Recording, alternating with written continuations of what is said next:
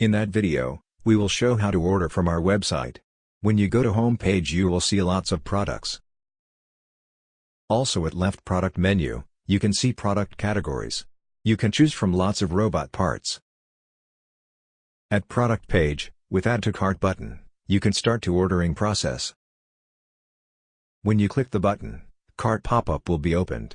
At this example, we had one board at cart, and added this robot kit.